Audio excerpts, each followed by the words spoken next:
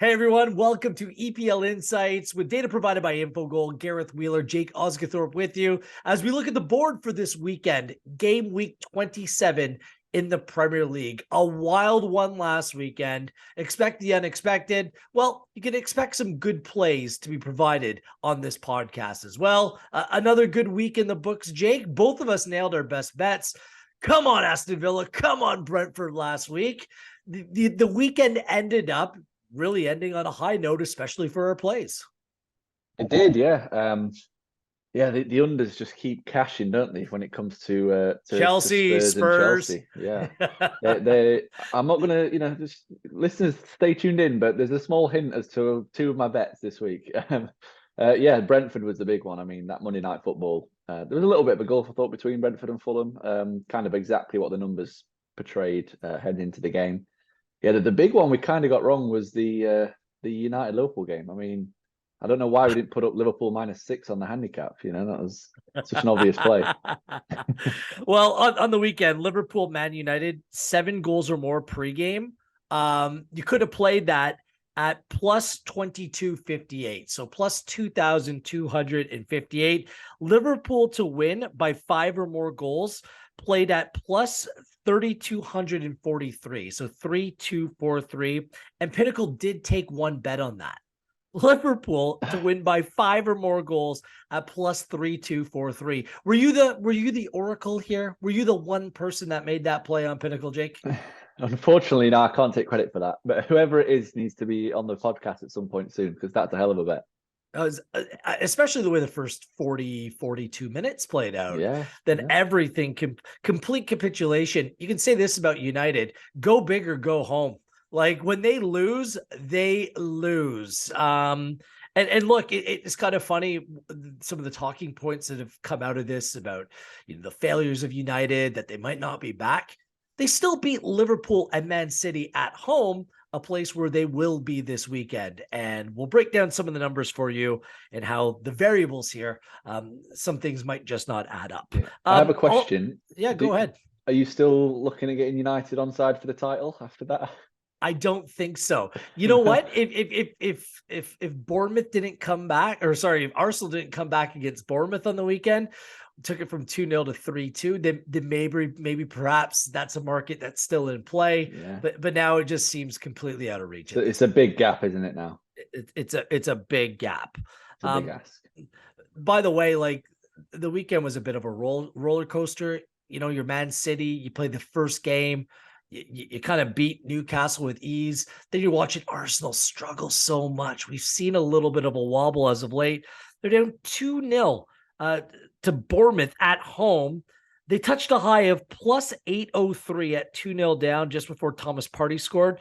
And Pinnacle did take a couple bets on Arsenal at plus 684 and plus 768 at 2-0 down. Incredible. 90 plus 7. That is extra time added on. It was late. My phone blew up after the game ended. So how much stoppage time did they play? I'm not sure if you got similar messages, but I had them sent my way, because if you were a City supporter or anyone that wanted to hang around in that race, there was a real opportunity for Arsenal to drop points. So some other big numbers on the weekend that played. Wolves closed at plus 234 pregame on Pinnacle to go on and beat Spurs 1-0. And Brighton to score exactly 4 goals, played at plus 1,147 on Pinnacle.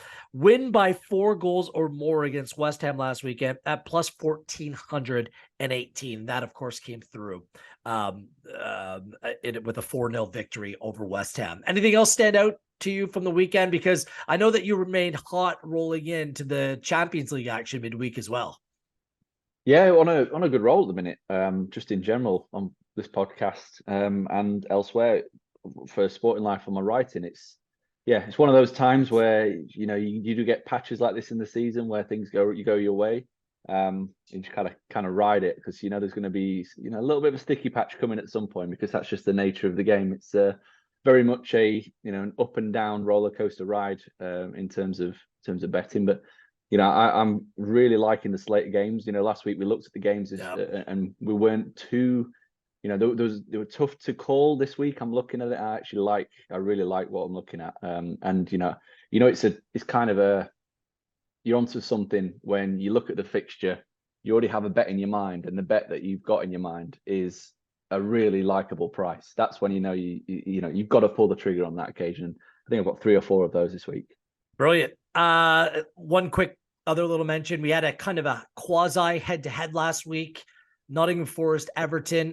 It ended up turning into a push with the draw no bet both ways. I thought Everton after that start, I'm like, even though it's not an official head-to-head play, I was feeling good about that. And a special shout out to Southampton. I said a draw no bet against Leicester City, and they pulled off the victory as well. I knew that they'd bounce back. Come on, Saints!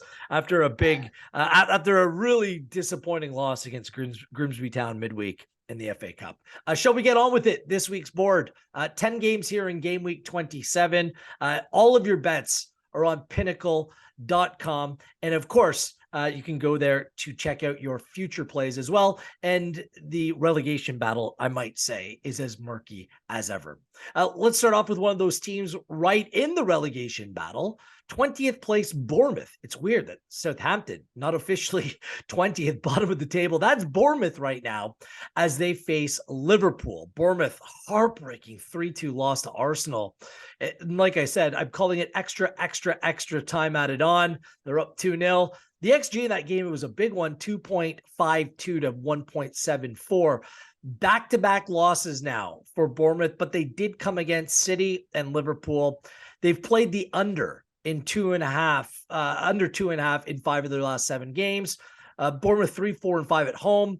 They drew Newcastle and Nottingham Forest before their most recent loss at home to Manchester City. They do have a number of injuries in this team. Check out the injury report before making any plays, but Tavernier, he still looks to be a doubt. Zabarni, Kelly, Lerma. So make sure you check out their status before making any play this weekend. Liverpool 7-0. Need I say more? Is Liverpool back? Perhaps. No losses in 3. 5 clean sheets in their last 6 overall, including clean sheets in their last 5 Premier League games. And they've been first to score in 5 of their last 6. They're only 3 points behind Spurs now for 4th with a game in hand. Their last away performance was a draw at Crystal Palace. They won at Newcastle to stop a dreadful run away. Those were back-to-back away performances. So they've slowly looked to be starting to turn things around away from home, but they're just 3-3-6 overall away from home. 13 goals scored, 19 conceded. They had the 5th worst away expected goals against, according to Infogol, of 23.8 in 12. Head to head, get this. You think 7-0 was big? Liverpool beat Bournemouth this season, if you can remember it, 9-0. And they beat Bournemouth 7 times in a row. They haven't lost in their last 8. Bournemouth, no clean sheet in their last 14. They've gone over the total of 2.5 in their last 10 meetings that they played one another. All right, Jake, which direction do you go in this game? I think it's really hard to look past the Liverpool win, isn't it? I mean, they are looking very strong right now. The 5 matches in the league that they've kind of turned the corner, 4 wins, 5 clean sheets, as you've said. The process in that time is 2.46 expected goals for, 1.02 against. So basically the levels that we saw from them last season, the season before, the title winning season, they're at that kind of level over this last 5 games. And I know it's a small sample size, and they've had 3 home games, 2 against fairly beatable opponents, and away games, in particular Newcastle with 10 men, Crystal Palace, who are struggling, but the process is really good. And if they continue with this kind of level, then they will finish in the top 4. Like it's not even an if, they will. But I'm still a little bit. I still have a couple of question marks around them defensively, particularly when travelling, because we saw at Newcastle against that 10 men, they did ship nearly 2 expected goals. And overall this season, over the course of the campaign, they've conceded nearly 2 expected goals against per away game, which is really high. Now, I don't expect it to be that high from now to the end of the season. I think it will regress and come down to maybe a 1.4 as a max. But I do think that I've seen enough in Bournemouth in recent weeks to suggest that they can get on the score sheet and make it interesting. They're improving. We kind of thought that they might because of the transfer window they had. It was busy. They spent a bit of cash, tried to strengthen, and I kind of expected them to improve. Pushed Arsenal all the way, but they're creating more chances, which is really eye-catching to me. They've averaged 1.4 expected goals for per game across the last 6 matches. And if you compare that to the previous 6, that was at 1.1. So they're generating 0.3 expected goals more per game, which is effectively one big chance more per game. And I think interestingly, over that last 6, they've actually racked up over 1.5 expected goals against 3 of the top 5 that are currently in the table. So that's against Man City, Newcastle, Arsenal. And they've actually created 1.5 expected goals against all 3 of them, which I think is a really interesting stat as they take on Liverpool, who obviously sit just outside that right now. They sit 5th, don't they, right now? So yeah, I think that there's a bit of juice in the price of both teams to score at -122. So it's shortened a little bit since I did my breakdown, but I'm still happy to take that number. I think Bournemouth are in a position now, obviously bottom of the table. They're going to have to take a few swings at Liverpool, and they know that Liverpool are vulnerable at the back, even if recently they've not shown it by conceding goals. They have been giving up good opportunities, and opponents have been getting in good scoring positions. We saw Man United in that first half last week. They had a couple of decent opportunities where they got around the edge of the 18-yard box, and Fernandes had the header at the back post. So they are still giving up chances, and I think Bournemouth will fancy they'll think that they can cause Liverpool some problems. But obviously the flip side is Liverpool's attack is absolutely firing, and I just can't see Bournemouth holding a clean sheet. So both teams to score for me would look like the best bet. I looked at the overs, but I just thought there's a bit more juice in the price. Yeah, the over plays over 3. It's not 2.5, and it plays at -101. I've been tempted, but I think I'm going to make potentially an even more bold play here. How about Bournemouth on the handicap? I knew you were going to go at there. +1 2.5. Like, look, 9-0, 7-0. Come on. Liverpool are going away from home here. They have Real Madrid in the Champions League on Wednesday as well. I'm keeping in mind. Bournemouth has been combative. They haven't been bad over recent weeks. And they played a tough schedule. They played some tough teams. But I think that they can keep this one close enough. They might not win. If they lose by a goal, it's still a half win in that category. Liverpool need to show me that they can do this away from Anfield, because they haven't on the season, Jake. I'm sorry, like a goalless draw against Crystal Palace. What was that? 2 weeks ago? There was nothing in that. A 2-0 win at Newcastle. Nick Pope sent off. There was no response there. Their XG, their expected goals against away from home is pathetic. I think Bournemouth is a better team than advertised right now. I do think that they're playing much better. Man, that's such a heartbreaker the way that they lost last week. I'm looking for a response, especially playing at home. So I don't love this play. Make it just a half play, but I think it's worth making. Bournemouth on the handicap at +1.25. Am I that predictable? You knew I was going to make that play? Well, as I was talking, I could just see in your face, you were kind of, I can just kind of tell when you're going to go against something that I've said, and I've just said I think Liverpool will win, so I was kind of expected to lean the other way. You're a brave man. I mean, this Liverpool team are full of confidence, and I think it's kind of key in the Klopp era is confidence. I think when Liverpool are down on confidence, generally their whole game just falls to pieces. We saw it in the season after the title win, and we've seen it so far this season, and they do seem to have found that confidence again, and I think that's king. And I'd be surprised if he rotated. I think he's a kind of manager that does just like to keep rolling with the team that's playing well.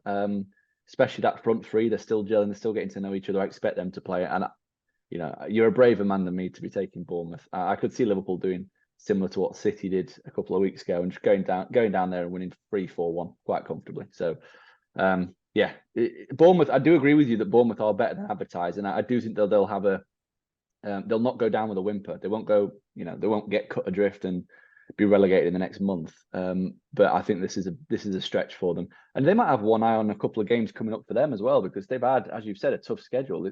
They'll have played Man City, Arsenal, and Liverpool back to back, which are you really going to get anything from that? Even the most optimistic Bournemouth fans probably going to say no. You've got Villa away and Fulham at home coming up in the next couple of games. Do you focus on that rather than this, maybe? But they'll have a swing. They'll have a swing. But yeah, I just think you're a little bit brave there. In the setup, I said it was Man City and Liverpool they played. It's Man City and Newcastle. They drew Newcastle 1-1. They drew Forest 1-1 before that. Like they've done all right at home over recent times. And who's a better side away? Newcastle away, or is it Liverpool away? I know that last week, this is kind of the knee-jerk reaction. I actually think, in what I recommend, I think a lot more money is going to come in on Liverpool. I think that number is going to get stretched. Will it get out to plus a goal and a half? Maybe not, but I think that it might. I think it might end up at a much better number than minus 112. And I won't make that play yet, but that's a number that I think will move and continue to move into the weekend in Liverpool's direction. So you might even get a preferable number when it comes down to it. So that's what I'm backing in that game, but you probably want to listen to Jake when it comes to this one. You never know. You never know. This is the Barclays Premier League after all. One thing that our picks each week aren't, they're not Spursy. But do you know who is Spursy? Spurs. It's Tottenham Hotspur and Nottingham Forest this weekend. Look, like if you can't laugh, you're going to cry because Spurs are out of the Champions League. Harry Kane, that trophyless run, well, for the club in general, just continues to roll on and on and on. They lost 1-0 at Wolves on the weekend as well. It was like a gutless, goalless draw against Milan at home in the Champions League. It's weird, this team, and it's kind of fun to kind of watch along and see how they go through these massive swings. They had 2 losses, then they won 2 games, including a win over Man City. You're like, okay, here we go. Then they lost 2, and then they lose on the weekend, and then they draw AC Milan, which ends up feeling like a loss. They have, however, won their last 3 at home in the Premier League with 3 clean sheets coming against, get this, Chelsea, West Ham, and Man City. A decent run of home form in the Premier League. They've played under 2.5 goals in 5 of 5 in all competitions. That was before Milan, so that's 6 out of 6 now. Nottingham Forest, they played at home, so that means they pick up points. A 2-2 draw with Everton, even though they were beat quite handily in the XG battle in that game. Brennan Johnson, what a revelation for the Welshman this season. 7 goals on the year. And now Nottingham Forest undefeated their last 9 at home. Problem is, away from home, they stink. Just 1 win, 6 points away all season, 3 goals scored, 29 against. Now they're 14th in the table and still 4 points above the drop. Overall, they haven't won a game in 4, no clean sheets in 4. Under 2.5 was played in the last 4 or 5, and they've been the first to concede in 7 of 8. Head-to-head, Spurs won this fixture. They're the reverse fixture, 2-0. Harry Kane scored a brace in that game, and under 2.5 is played in 5 of the last 6 meetings. There was a lot of unders mentioned in the description that I just provided. Are you going to follow that theme into this weekend? Hell yeah. Why would I change? This has been a very profitable bet for me recently. And I'm not the kind of guy that would just keep backing a bet because it's winning, but the underlying data is just not changing when it comes to Spurs at all. If they had a game where they racked up over 3 expected goals and, maybe scored once, I'd at least be a little bit wary and, a little bit cautious of them perhaps turning a corner and creating more chances, but they're just not. I mean, went to Wolves at the weekend. They had a couple of good chances. I mean, Son hit the bar, didn't he, in the first half? But again, did not broke 1.5 expected goals, which is something that they've not done since the restart. I think that's just incredible for a team that are currently sat in the top 4 to be playing that badly in attack. And yeah, like I said, the unders have been very popular in Tottenham matches. 7 of 13 at home this season. All 5 at home since the break, the unders has landed. They've generated 1.15 expected goals for per game since the restart. And at home, that average actually drops to 1.1. So they're even worse playing at home from a creative perspective.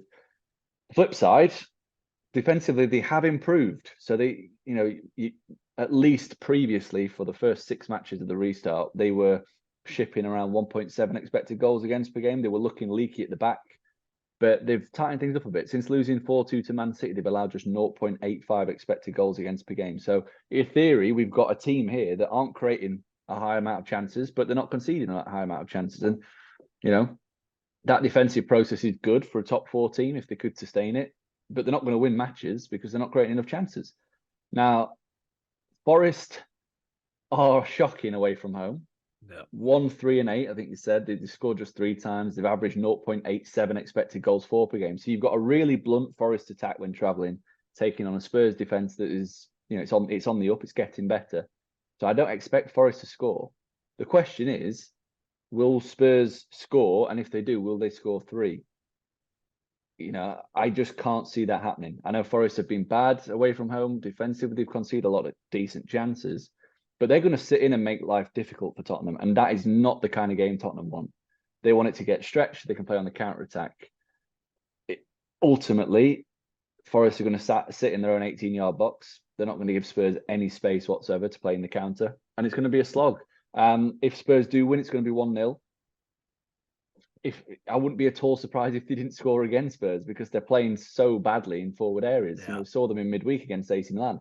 You're chasing a game, you're 1-0 down in the tie, and there's just nothing. Like, his subs were strange as well. He took Kulusevski off for Sanchez. I'm like, Yeah. What's he doing?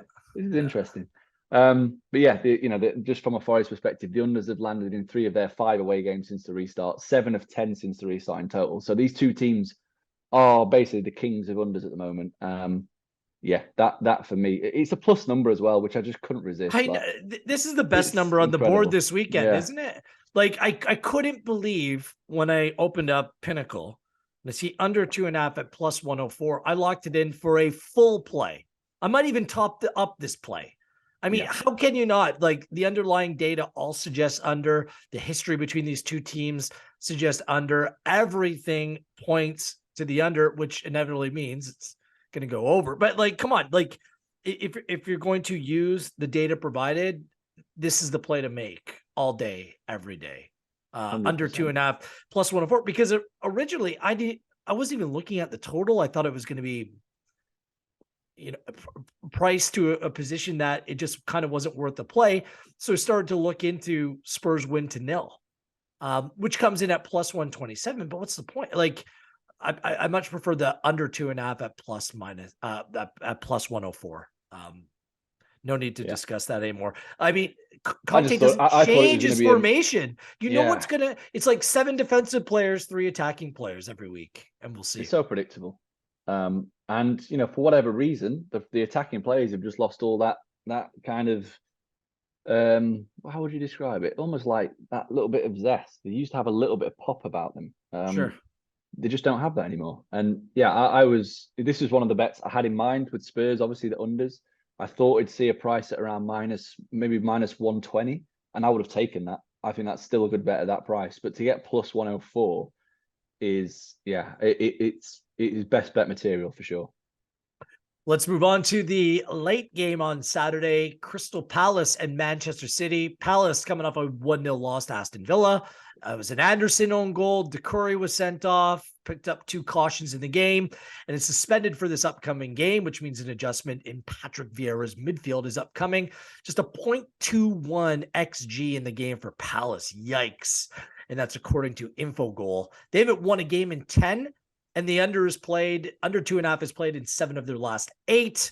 They're 12th in the table, only 5 points above the drop. Jake's been banging on about this, how Palace might be dragged right back in to a relegation battle. 4 straight draws at home, however.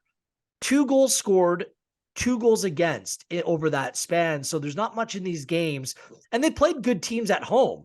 Liverpool, Brighton, Newcastle, and Manchester United. So 4 draws against those teams. If you're a Palace fan, despite your poor form, you're taking those results. They have the worst home expected goal differential, according to Infogol, in the Premier League at minus 7.7 in 13 games. As for Man City, coming off a 2-0 victory over Newcastle, Phil Foden has now scored 4 goals in his last 3 games overall. They're undefeated in their last 5, including 4 Premier League wins in a row. Now, Foden has a little bit of a foot issue. Keep an eye on that. Kyle Walker has other issues. Yikes. Not sure how that's going to play out at all. City haven't lost in their last 7. They've been the first to score in 7 in a row. The first half winner in 5 straight, and both teams to score in 5 of 7.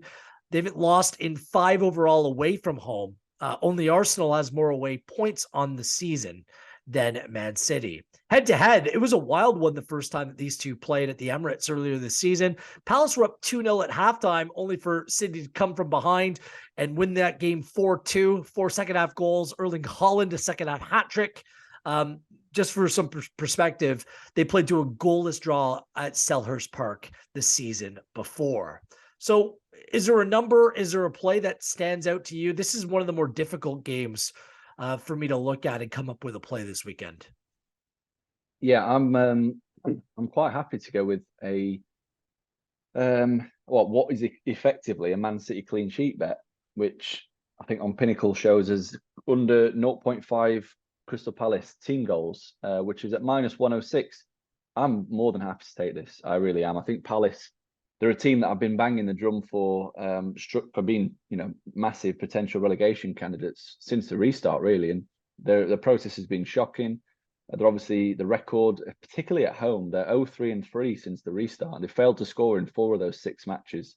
So this bet would have landed in 4 of 6. I think interestingly, they played Fulham, Spurs, Newcastle, Man United, Brighton, and Liverpool at home. All 6 teams are in the top 8 currently. So they've actually faced a tough schedule at home. And that makes me want to back this even more because they've played a tough schedule. They've failed to score in 4 of those 6 matches. And they're playing, the reigning champions, like probably the best, if not the best in the league, Manchester City. So I can foresee that record moving to 5 blanks in 7 for Palace, particularly because across that period, they've averaged just 0.67 expected goals for per game, which is incredibly low. And I do feel sorry for all the Palace fans that have to sit there and watch that because literally that tells me that they're doing 0 attacking. And, you only have to watch the games as well to know that that's the case. I mean, even against Man United, they were comfortably second best. And then at least they've banged a free kick out of nowhere. And that's one of the games in which they scored in. So they are really, really poor in forward areas. I'm happy to take them on. Obviously drew a blank last week as well against Aston Villa, a team who have been shipping goals for fun left and right prior to that game. And yeah, the only question mark is, have City got the capability to keep a team out? Because we've seen them concede quite a few chances away from home of late. But overall, since the restart, they've been the best defensive team in the league according to expected goals. They've allowed just 0.9 expected goals against per game.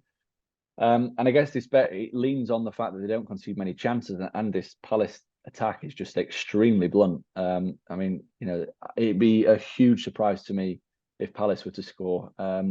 Obviously, you could, if you wanted to, take City to win to 0, which I think is a marginally plus number. But, we've seen Liverpool go to Palace and draw 0-0.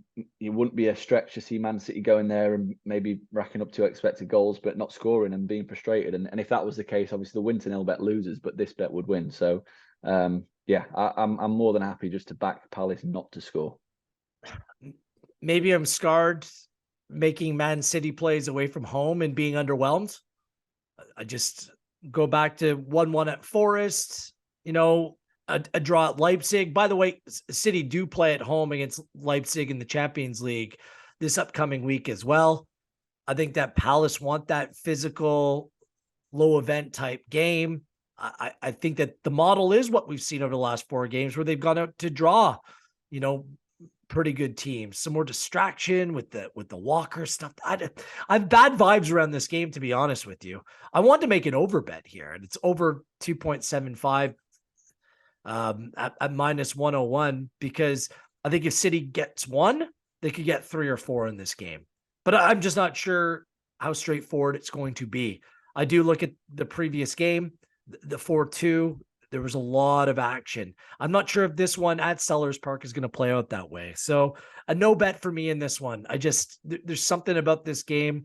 Maybe it's just, as poorly as Palace has been playing, they have come up with these random draws against good teams. So it just kind of scared me away from this one. So I'm not going to touch it. So going to leave it alone, and we can move on to Sunday unless you have anything else to add. No, I'm quite happy with that. Fulham and Arsenal from Craven Cottage. Fulham coming off a 3-2 loss to Brentford on Monday Night Football. Big XG both way in that game, 2.53 to 1.84. Solomon has scored in 5 straight games. Like, Mitrovic is MIA, but Solomon's really stepped up. It was their first loss in 8 games overall for Fulham. The unders actually played on a regular basis for Fulham. So it was nice as an over better when it comes to Fulham football that the over cashed on Monday night, but they've gone under 2.5 in 4 of their last 5. And this is the second game of their last 10 that they went over the 2.5 goal total. Arsenal escaped with that 3-2 victory over Bournemouth. Nelson, you wouldn't have predicted that he would have scored the winner, but he did. And needs to, because Trossard and Nketiah are dealing with some issues right now. Check on their status. They play Sporting Lisbon in the Europa League away from home on Thursday after we record this podcast. 4 straight wins for the Arsenal since their loss to Man City, and they've scored 3 or more goals in 3 of those 4 games. 10-1-2 away from home is the best record by far in the Premier League, 7 more points than anyone else, and the best away expected goals against 12.3 in 13. Head-to-head, it was a 2-1 final last time these two sides played. Fulham scored first, however, through Mitrovic in that game. Arsenal haven't lost in 9 games to Fulham. Fulham, no clean sheets in their last 15, and over the 2.5 goal total is played in 4 of 5, as has both teams to score. I should mention for Fulham as well, Palhinha, very important central midfielder for them, comes back into the team. He was suspended for that loss against Brentford. So what do you make of this, Ty? Like, Arsenal are still coming away with results. Everything hasn't been straightforward, whether it be Bournemouth, whether it be Aston Villa. So what do you make of their chances as Europa League play now comes into play for a limited squad for Mikel Arteta? I say that in a very complimentary way because he's done a nice job with what he's had. There's some numbers in reserves defensively, but not much in attack. And if Trossard and Nketiah aren't fully fit, then what does that mean for Arsenal heading into the weekend? Yeah, it is interesting. And I think, like you said, it's really important to have people like Reiss Nelson to come in. And I think he's been injured himself for a while, Reiss Nelson. But if people remember back, he actually had a really important game early on in the season where he scored a couple of goals as well.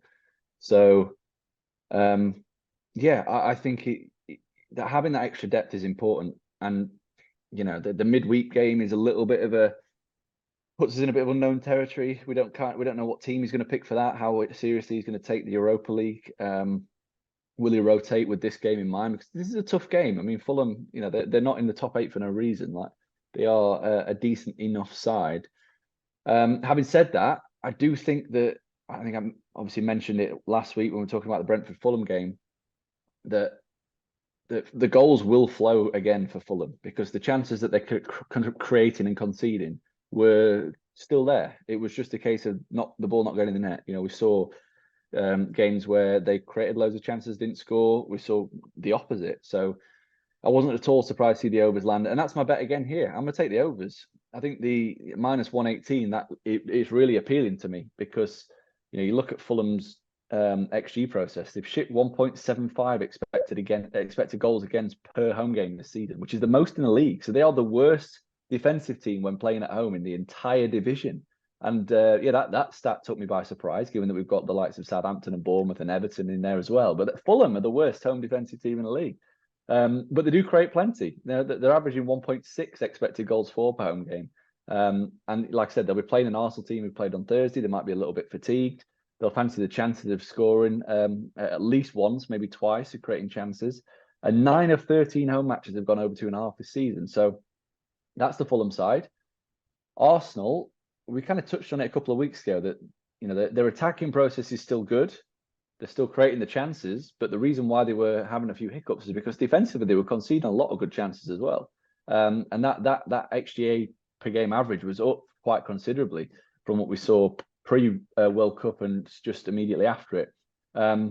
Yeah, the overs have landed in 4 of Arsenal's last 5 league games, and they've shipped 1.7 expected goals in 3 of 5. So 3 of the 5 matches they've allowed over 1.7 expected goals. As I said, they're still creating plenty, 2.21 expected goals per game. So yeah, all of this to me screams goals, because you've got an Arsenal team whose defensive process is climbing, and you've got a Fulham team who generally concede chances because they do play on the front foot, and you have to admire that they do take games to opponent no matter who it is. You think about the games that we've seen at Craven Cottage, obviously the opener 2-2 against Liverpool, where they really went hell for leather and tried to go head to head with Manchester United, needed a last minute winner to beat them. That game was ridiculous. It had 5 total expected goals in that match, which I wouldn't be at all surprised to see similar. So yeah, overs for me. Have you got a play?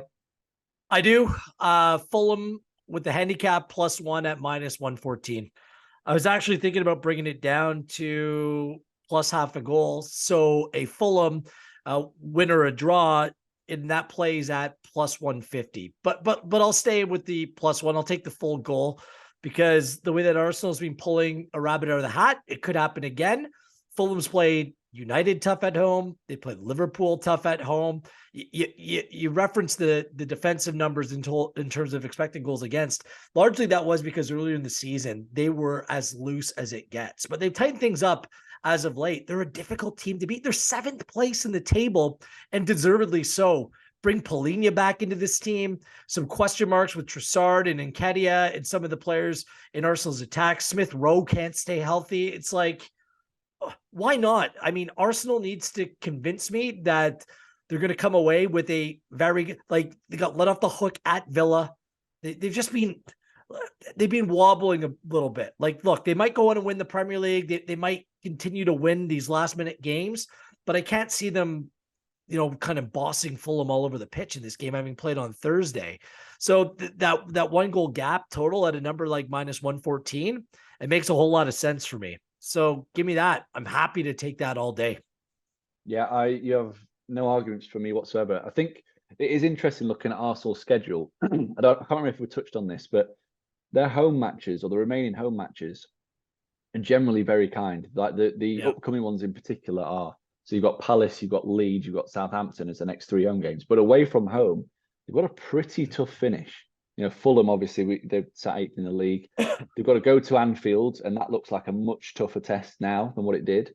Then they've got to go to West Ham, who could be fighting for the lives in better team at home too than away. Exactly, much better. And then they've got Man City and Newcastle. So they've got go to Forest, which is no easy place to go as well. So they've got a really, really tough closing schedule away from home. So these games, particularly, you look at that and you think, well, the Fulham away game, the West Ham away game, and Forest, they kind of need to win those. If they don't win any of those or drop points, then I think they could really struggle given the remaining fixtures away from home. So yeah, big game for Arsenal. But like I said, I agree with you. I think Fulham will play tight. Was it Chelsea they beat as well recently at Craven Cottage? So I think that's a good play. And look, I think you're getting a little bit more juice on it because they lost on Monday. A lot of people watched it Monday Night Football. But Brentford at home is a really good team. And without their best central midfielder in Polina, I think it's a good context for Fulham heading into this game this weekend. Our final feature match in our feature 5, it's Manchester United and Southampton. Again, for United, kind of how I explained it for Liverpool, 7-0. You don't really need to say more. They got crushed in the XG in that game as well. Give them an XG of 3.79 in that game against I've got Liverpool. A good stat for you about that XG. Go ahead. Dig in. That is, since Infogol started collecting data in 2014, that is the biggest expected goals total Man United have conceded in that time frame. I'm not so it was surprised. Their worst defensive performance since 2014, according to the data, which is staggering. Well, the first 3 or 4 Liverpool goals were very, very good. I mean, the ones at the end of the game were just essentially throwing up the white flag. Yeah. Now, they play Real Betis at home on Thursday in the Europa League. That game's being played after this podcast recorded. United have been an over team over the last 2 months or so. Over 2.5 goals in 5 of their last 6. This, by the way, the 7-0 loss to Liverpool, their first loss in 12, and broke a streak of 5 wins in a row in all competitions. It's the first time they didn't score in 29 games, because they'd scored at least 2 goals in every game over the 12 games prior to that. Now, they look tired. I'm not sure if it's physical, emotional, or mental fatigue, but it certainly is going to creep in with so many big games have being played in all competitions across the board, and they're still alive in every competition that they're playing in. They remain in third place thanks to Spurs and Newcastle both losing last weekend, so they're still in a comfortable top 4 spot. Their last home loss was on September 8th, and that came in the Europa League, and their only Premier League loss came in their home opener against Brighton, 9-2-1 at Old Trafford on the season. Southampton, look at that, out of the bottom spot. They're up to 19th. Well, they're level on points with Bournemouth, but still with a 1-0 victory over Leicester City. And they're just a point within touching distance of 17th place Leeds, who happen to be level on points with Everton. Alcaraz scored the goal. It was only their second home win on the season, and a big bounce back after the setback against Grimsby in the Cup. 2 wins in their last 4 away from home for Southampton. 4 wins overall away on the season. Their away form has been okay. And they're mid-table when it comes to expected goals against, according to Infogol, with an XGA of 20.5 in 13 away games. Head-to-head, United won the reverse fixture 1-0, but the 1.61 to 1.35 XG in that game tilted in Southampton's favor. United haven't lost to Southampton in their last 14 meetings. Southampton, no clean sheets in their last 9. Both teams to score has played in 7 of 9. United have been a juggernaut at home, Jake. Do they continue that trend this weekend? I think they do, yeah.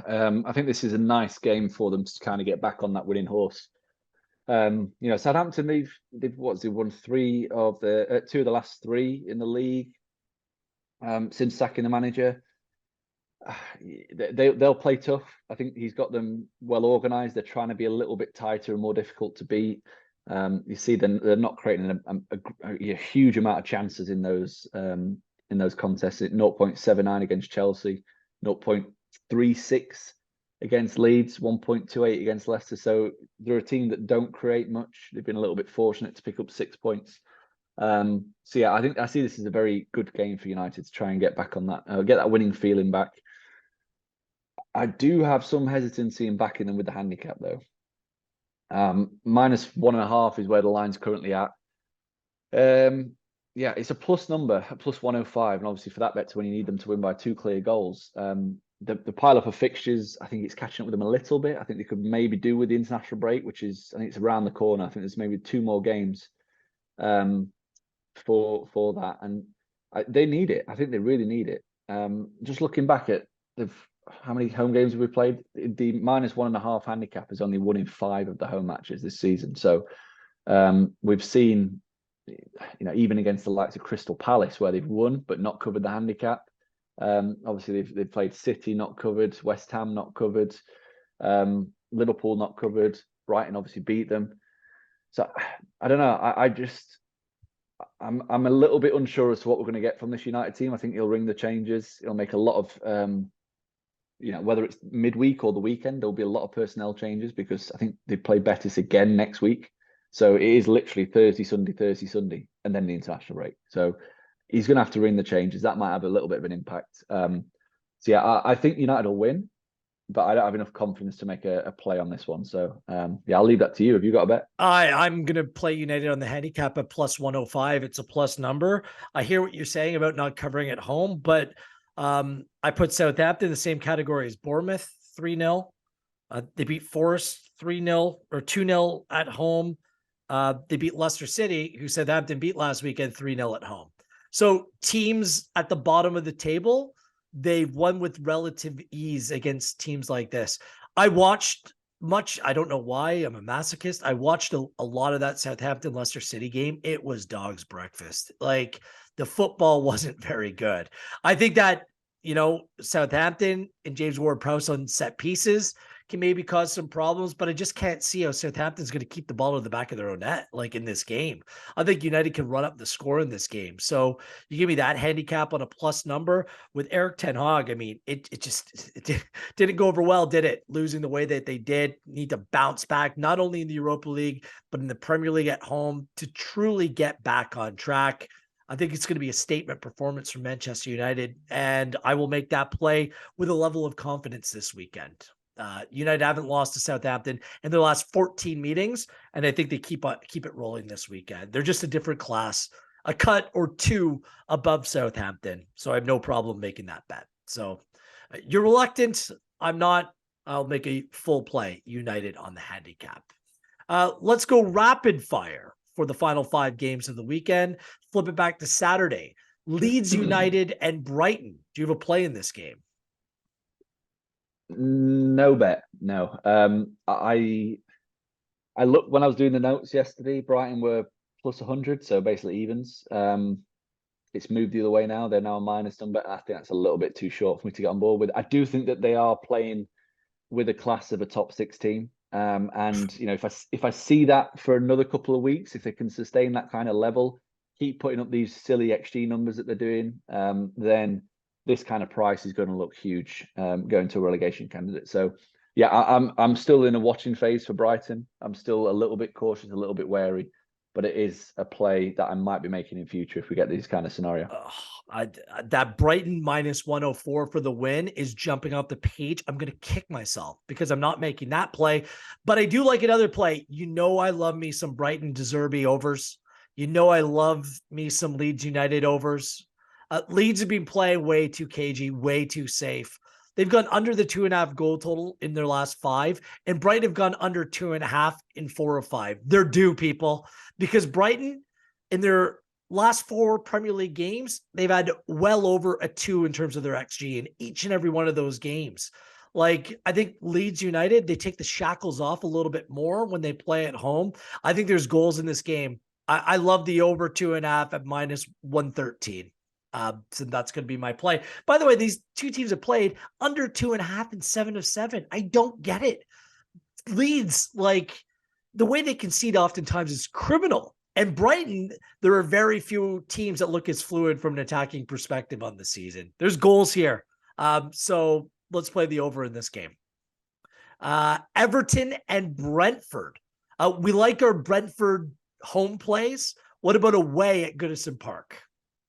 That was my first thought, was Brentford plus 0 on the handicap at plus 101. It looked a big number, but then I got a little bit hesitant. I looked at the underlying numbers, and I've got to say some of the stuff that Everton have been doing in attack is a bit eye-catching. So I had to pivot. I wasn't ready to take Brentford with that handicap. So yeah, instead I've gone with the both teams to score bet, which is at minus 103. Everton, they're creating a lot of chances under Dyche. They really are. They've averaged 1.64 expected goals for per game, and that includes playing Arsenal, the league leaders, twice, and Liverpool. They racked up over 1.7 XG against Arsenal in both of those matches. And defensively, they've allowed 1.56 expected goals against per game. So they are creating and conceding a lot of good chances, and they are getting into the kind of time in the season where they do need to start going for broke and trying to get results, because everyone around them seems to be winning apart from them. Or that happened last week, didn't it, with Southampton obviously getting a victory and Wolves getting a victory. And Brentford, they are unbeaten in 12. They continue to really impress. Both teams' scores landed in 8 of those 12 matches, which I thought was interesting.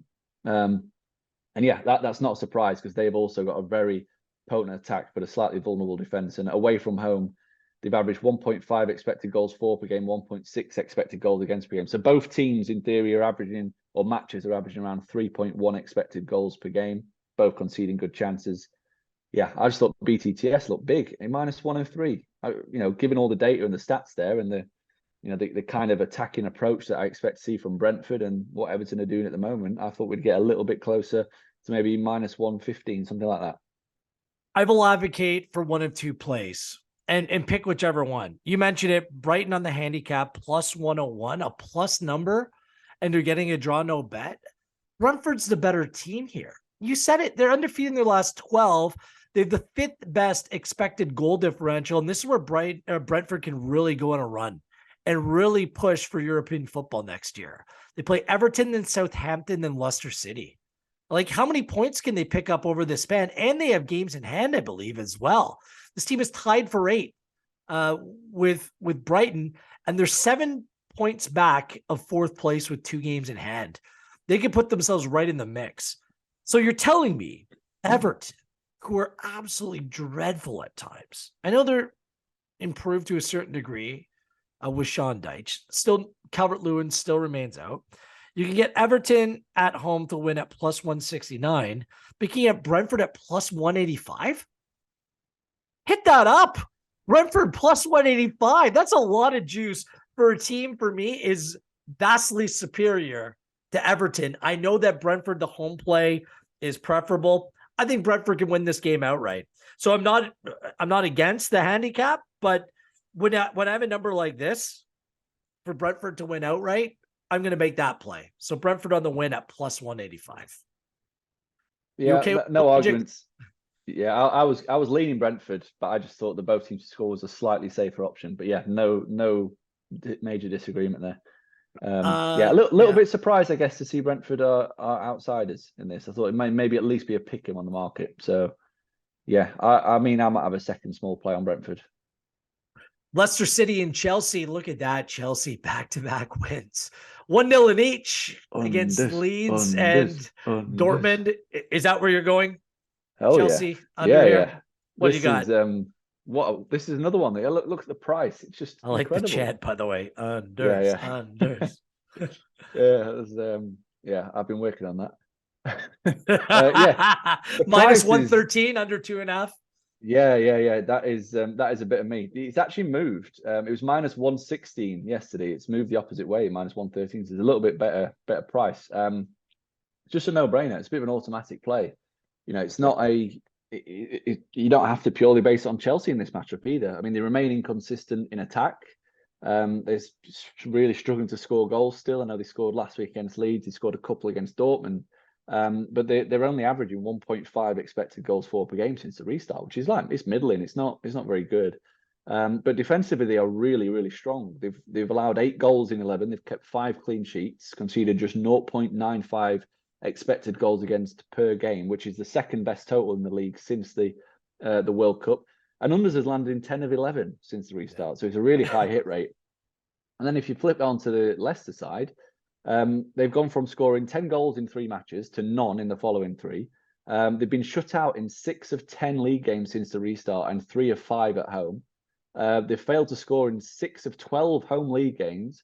There's no surprise because they've actually been the worst attacking team at home in the entire division. They've averaged 0.87 expected goals for per game, which means that they're the only team in the league that averages under 1 expected goal per game.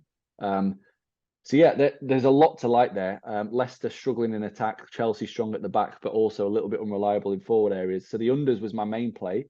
And I also thought that taking Leicester under 0.5 on the team total at plus 169, basically a Chelsea clean sheet, massively appeals. We've seen United and City, City in particular, strong defensive team, go to Leicester, keep a clean sheet. We saw Arsenal do it recently. And I think Chelsea, their defensive process is at that level now. The data suggests it is.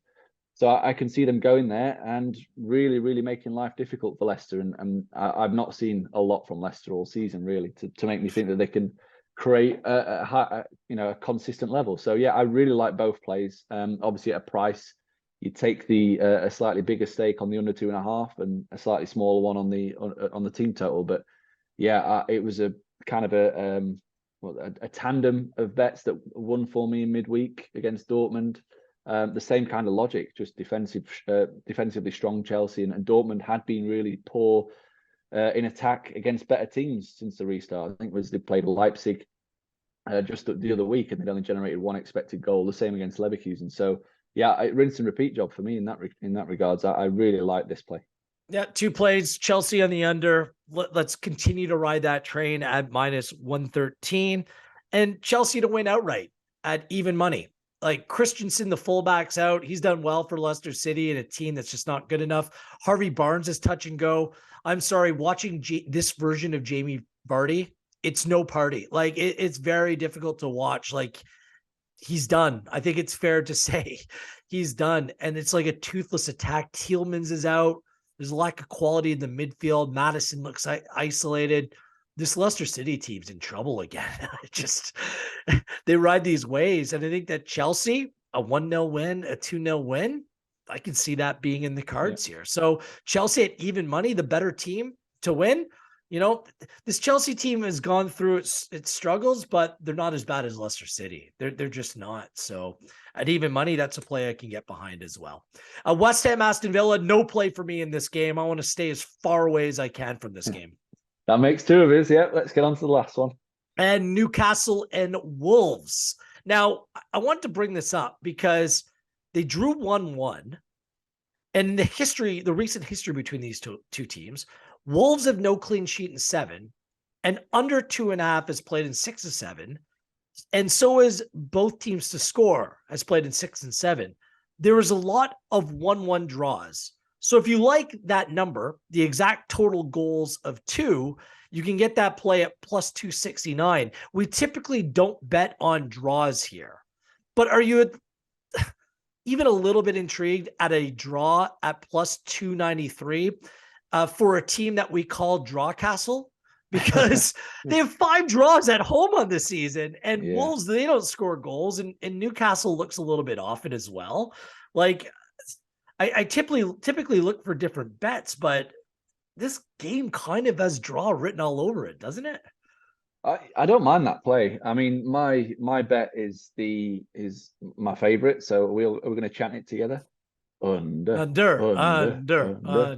Yep. And you know, when you've got a low goal fancy, the draw is massively in play because you know under 2.5, you only got 2 goals maximum. You might have 0. I wouldn't be surprised if it was 0-0. Newcastle, they've scored just 6 goals in 9 post World Cup matches. They've failed to score in 5 of those 9. Under 2.5 has landed in all of the last 8. So they are a very strong under team. Defensively, they do remain solid. They've allowed just 1.1 expected goals against per game. And then if you flip that around, they're playing against a Wolves team that have generated just 1.1 expected goals for per game under Lopetegui. And the unders has landed in all of their last 4 and 7 of 11. So really, really strong kind of betting led data on the unders and also the XG data. And Wolves have only racked up more than 1 expected goal in 5 of their 11 matches. So they've been really, really bad in forward areas. A little bit fortunate to have picked up so many points. So yeah, minus 130. It's a little bit of a short price. I think it's the shortest price of that I've put up. But I just thought it was a cracking bet because Newcastle, they've got so much attacking issues. Wolves defensively, they look fairly tight. They do keep the occasional clean sheet, and I don't think they've bar Man City. I don't think they've conceded more than 2 in a game. So I thought this was a cracking bet, and I think that's a hat trick of unders for me. So yeah, with all familiar teams and faces. So look, I'm going to make that draw bet just a half play at plus 293. Why not? But if you like that theme of number 2, it's very Austin Powers, number 2. Because that's what these two teams play to. Also, Newcastle in their last 3 games, all 2-0 losses to City, United, to Liverpool in all competitions. So that number 2 has come through, and you can find the exact total goals of 2 at plus 269 on Pinnacle. So that's the board this week. Anything else to add, Jake? Final words.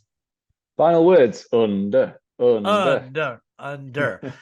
He doesn't come from a land down under, but he certainly likes the plays. He is Jake Osgathorpe. Follow along with him at Jake Oz. Myself at Gareth Wheeler. Go to Pinnacle, the betting resources section. Dan Weston has you covered for Indian Wells tennis. It's up and running right now. It's a big weekend at the Players Championship as well. Come on, Sung Jae Im. We're fully invested in Sung Jae this weekend. And we're looking forward to seeing how that plays out as well. Everything, the best odds, the best lines available on Pinnacle. The odds that we've used are correct at this time of recording. And remember, please gamble responsibly. Good stuff again this week, Jake. Let's do it one more time for good juju. Under. This has been EPL Insights for Game Week 27 with data provided by Infogol.